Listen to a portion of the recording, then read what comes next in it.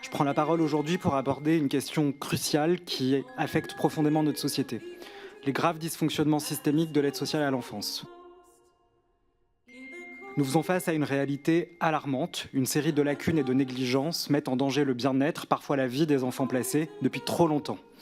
Et j'en suis un témoin premier puisque j'ai été placé pendant 18 ans à l'aide sociale à l'enfance des Yvelines.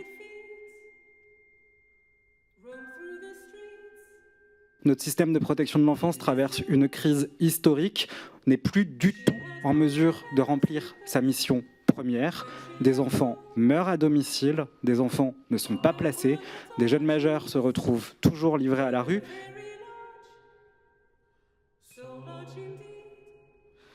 Mesdames et messieurs les députés, une fois le parcours du combattant effectué pour intégrer les enfants à l'aide sociale à l'enfance, beaucoup trop se retrouvent doublement victimes en subissant la maltraitance institutionnelle.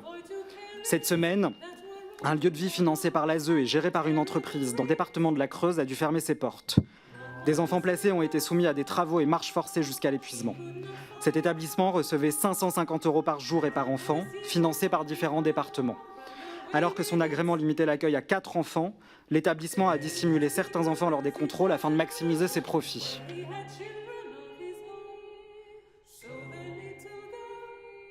S'il est de notre devoir de garantir un environnement sûr et bienveillant à chaque enfant placé sous notre responsabilité, les violences qui se déroulent au sein des foyers et familles d'accueil sont encore trop fréquentes. C'est mieux de construire des enfants forts que de réparer les adultes cassés.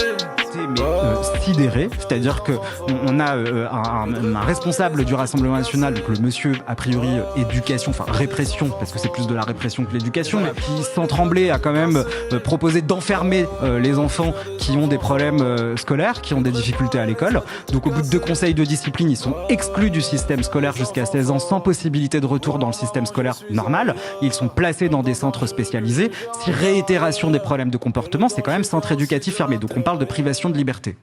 C'est mieux de construire des enfants forts que de réparer les adultes cassés. Faire des enfants forts que de réparer les adultes cassés. Faire des enfants forts